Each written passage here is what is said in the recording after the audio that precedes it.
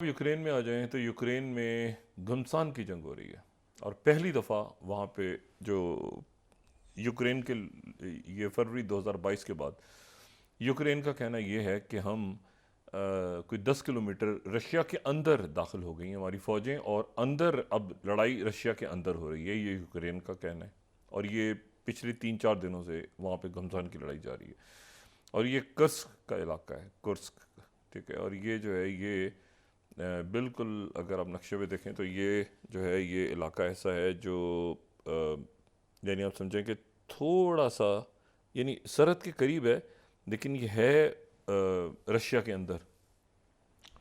और वहाँ पर ये अगर हम इसकी 8th स्लाइड से हम देख लें, हाँ ये बिल्कुल, तो ये वो देखें, ये आपको येलो में नज़र आ रहा है, यानी रशिया के अंदर नज़र आ रहा है, ठीक है ना, कर्स्क का इलाका। तो यहाँ पर लड़ाई हो रही है, और उस पर जो ज़ेलेंस्की हैं वो तो कह रहे हैं कि हम अंदर जा चुके हैं। लेकिन जो इंटरेस्टिंग बात है वो ये है कि जो तास है, जो मतलब 21st स्लाइड हम देखें तो Russian troops prevent attempts by Ukrainian army to break through deep into Kursk region, यानी कर्स्क के ये अंदर है, रशिया के अंदर है, यानी ये बॉर्डर नहीं है।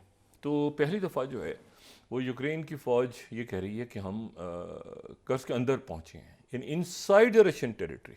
ये फर्स्ट टाइम, वो देखें, वो मतलब ये फर्स्ट टाइम ऐसा हुआ है कि बॉर्डर नहीं, बॉर्डर एरिया नहीं, इनसाइड रशिया। तो वहाँ से जो है वो ये क्लेम कर रहे हैं यूक्रेनियंस, और रशिया भी कह रहा है कि हम वहाँ पे उनको निकालने की कोशिश कर रहे हैं। और ये डिस्टेबलाइज करने की कोशिश हो रही है। हज़ारों की तादाद में फ़ौजी दाखिल हो गए यूक्रेन के, और वो अंदर रशिया के अंदर लड़ाई हो रही है। अच्छा, लेकिन मैं आता हूँ अभी तो इस पे कि यहाँ पर जो सूरत हाल डेवलप हो रही है गज़ा के अंदर। लेकिन फिर उससे पहले ज़रा ये जो नए बहुत बड़ा नया महाज एक खुलता नज़र आ रहा है, वो नज़र आ रहा है भारत की मशरकी सरहद पे। अगर हम भारत की मशरकी सरहद को किसी तरह से डिफ़ाइन कर सकें इस वक्त, क्योंकि मशरकी सरहद जो है वो इतनी डिस्टेबलाइज हो गई है या होने जा रही है कि मेरा ख्याल है कि जो इंडिया के लोग हैं उनको खुद अंदाज़ा होना चाहिए, उनके पॉलिसी मेकर्स को। जो बेगम हसीना वाजिद हैं, जो शदीद वहाँ पर मतलब कितने साल इन्होंने 2009 से तो नॉन स्टॉप, और उससे पहले इन्होंने नॉन स्टॉप हुकूमत की है, हुक्मरानी की है, और किसी भी किस्म का किसी की मतलब है कि मुकम्मल अथॉरिटेरियन जो कहते हैं ना कि वो इनकी रिजीम, फांसियाँ और पता नहीं क्या गुजरी है। मुझे नहीं पता कि कोई तहकीकात अगर होती हैं तो क्या हमें पता चलेगा कि बांग्लादेश में होता क्या रहा इतने अरसे। लेकिन आखिर में ये हुआ कि वहाँ पर पॉलिटिकल पार्टियों का जब गला ही घोंट दिया आपने, कोई है ही नहीं ओपोनेंट। यानी मैंने आपसे कहा ना कि केयर टेकर कैबिनेट बनाने के वक्त मसला ये खड़ा हो गया था कि हुकूमत भी नहीं है और अपोजिशन भी नहीं है असेंबली में। यानी एक अजीब सूरत हाल होगी। पार्लियामेंट जो डिज़ोल्व हुई है तो उस पार्लियामेंट में हुकूमत भाग गई, और यह भगा दिया तालिबान ने, और अपोजिशन थी नहीं, तो अब केयर टेकर कैसे बने?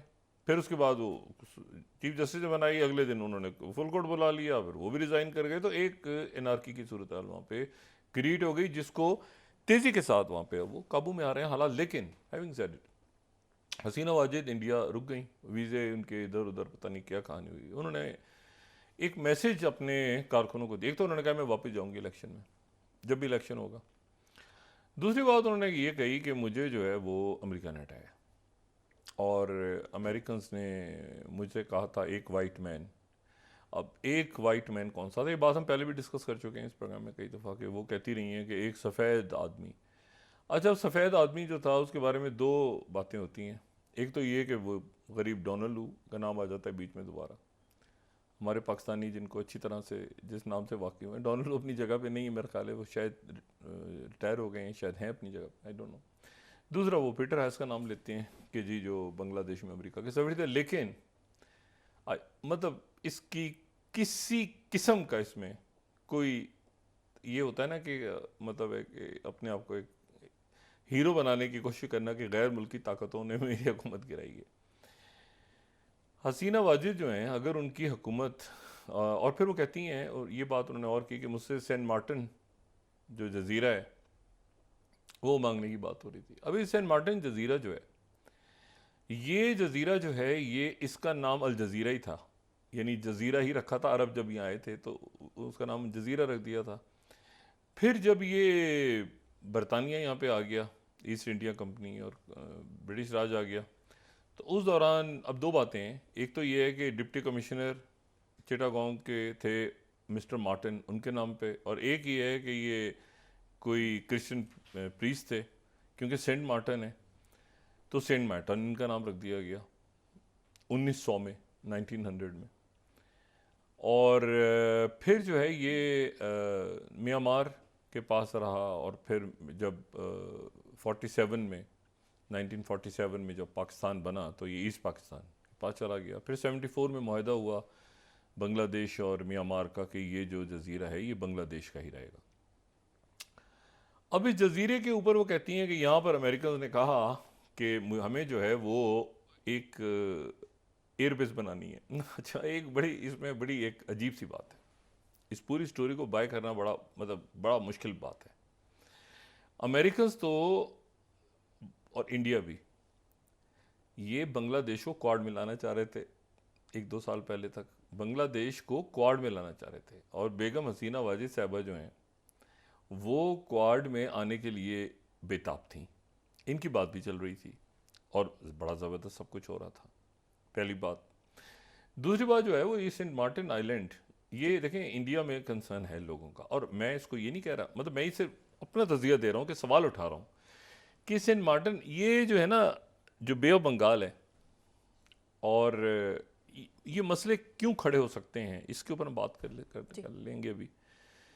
और इसमें कोई ना कोई हो सकता है हकीकत भी हो इसके अंदर, लेकिन अमेरिकन ने किया ये बात कोई कुछ इसमें कोई ये कोई मज़ेदार बात नहीं है। ये जो मणिपुर के हंगामे हो रहे हैं, मणिपुर के, और जो मिज़ोरम के हालात हैं, और जो वहाँ पे ये तो सूरत हाल, वहाँ तो चिंगारियाँ जो भड़काई हैं वो तो भड़काई हैं बीजेपी ने और आरएसएस ने, और लोग चीख चीख के थक गए कि खुदा का वास्ता वहाँ पे जाके आप सिक्योरिटी का मसला हल करें। वहाँ पे कुकीज़ को मारा जा रहा है, कुकीज़ इधर मार रहे हैं, वो इतना खून, ये पिछले चंद महीनों से या सालों से भी ज़्यादा अरसा गुजर गया, वहाँ पर इतनी शोरिश बढ़ी, और वहाँ पे बयान आ रहे हैं जनाब, वहाँ पर लोग कह रहे हैं कि भाई इसको सीएम को हटाओ ना वहाँ से। मतलब लोगों ने हाथ जोड़ लिए थे कि खुदा का वास्ता सीएम को हटाओ, जो वो रोज़ वहाँ पर एक चिंगारी लगाता है। तो ये अमेरिकन करवा रहे थे, या ये जो है, देखें जो बात है ना माइनॉरिटीज़ वाली, हमारे मुल्क में भी कोई इशू होता है इस किस्म का माइनॉरिटी के हवाले से, तो एक बयान आ जाते हैं दुनिया भर से, कभी ये मिनिस्ट्री का आ जाता है, कभी स्टेट डिपार्टमेंट के भी बड़ा कंसर्न है भाई, ये कोई साजिश तो नहीं हो रही होती, ये तो बयान आ जाते हैं। उनके यहाँ तो क्योंकि क्रिश्चियन बहुत बड़ी तादाद में है जहाँ पर ये सारा वाक़या हो रहा है, वहाँ मेजॉरिटी क्रिश्चियंस हैं। अब क्रिश्चियन मेजॉरिटी के इलाके में ये हिंदू इंतहा पसंद जाके और वहाँ पर जाके आग लगा रहे हैं और मार रहे हैं और कत्ल कर रहे हैं और जेनोसाइड हो रही है, और वो कहते हैं कि जी ये तो हमारी सल्तनत थी यहाँ पे एक ज़माने में, कुकीज़ भी और जो मीज़ोज़ भी, और ये पाकिस्तान बनने से, ये आज़ादी से कुछ 100 साल पहले का, 125 साल पहले की तहरीकें चल रही हैं। अब मसला ये सारा कि वो लोगों ने बहुत कहा, हम भी डिस्कस करते, कई दफ़ा तो मुझे लगा कि शायद ये एक्शन ले लेंगे, हटा देंगे। कई वक्त तो ऐसा आया कि मैंने कहा ये सीएम वगैरह को, कुछ लोगों को फायर करके और वहाँ पे मामला ठंडा करेंगे, इन्होंने नहीं किया। वो एरोगेंस जो होती है ना, पावर की एरोगेंस, जिसने हसीना वाजिद को जो लेके डूबी है, क्या हो जाएगा, मर रहे हैं लोग, मरते रहे, तस्वीरें जा रही हैं, वो कभी मुसलमानों के सर पे गोली मार रहे हैं, कभी किसी दलित को मार रहे हैं, क्या करेंगे, वो अमेरिका के साथ है ना, अमेरिका बहादुर था। तो अब मसला ये है कि ये तो मोहतरमा गई चाइना, अभी तो इन्होंने चाइना से बात नहीं की। बेल्ट एंड रोड तो पूरा का पूरा बेल्ट एंड रोड, पाकिस्तान के बाद अगर सबसे ज़्यादा इन्वेस्टमेंट है साउथ एशिया में तो चाइना की, तो बांग्लादेश में।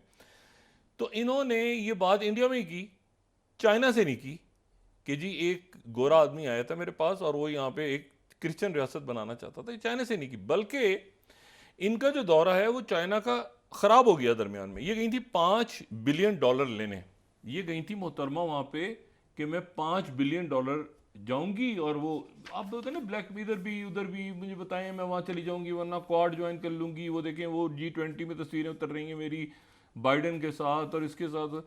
तो ये वहाँ पे मोहतरमा गई हैं और इन्होंने वहाँ जाके कहा है कि जी आप हमें जो है वो दें, पैसे दें 5 बिलियन, और 5 बिलियन उन्होंने नहीं दिए। तो अब 5 बिलियन जो नहीं दिए, तो उसके बाद जो है ये मैं आपको बता रहा हूँ, ये इकोनॉमिक टाइम्स देखें आप, ये 25 upset Bangladeshi PM Hasina cut short visit returns to Dhaka. इनको पैसे नहीं मिले, ठीक है। Why did Bangladeshi Hasina, first post India का, why did Bangladeshi Hasina return early from China, was she upset? बिल्कुल अपसेट थी, पैसे नहीं भाई, पैसे गई, उन्होंने कहा भाई आपकी इतनी इन्वेस्टमेंट है और करप्शन है और ये वो चाइना से, वो मेरी बेटी बीमार है कि वापस, इन्होंने आपके ख्याल से चाइना से बात नहीं की होगी कि एक सफ़ेद आदमी जो है वो मुझे धमकियां लगा रहे हैं हमारी हुकूमत को। अच्छा, इशू ये है कि ये इधर भी खेल रही हैं, उधर भी खेल रही हैं, इधर भी खेल रही हैं, उधर भी खेल रही हैं। अब हुआ ये कि वो फिर आप होता है ना कि वो बीच में टोटल फारिग। अब उसमें कह रही हैं कि मुझे अमेरिका ने हटाया, तो अमेरिका ने, अच्छा ये जो सेंट मार्टिन आइलैंड है जी, ये तो इंडिया से ज़्यादा करीब है, चाइना के तो बहुत दूर है। यहाँ बैठ के चाइना कैसे मॉनिटर होगा? मतलब ये बे ऑफ बंगाल में चाइना की तो बेसिस हैं। वो चाइना ने तो पूरा उधर जो आप नक्शा उठा के देखें, चाइना तो मौजूद, सामने तो चाइना मौजूद है।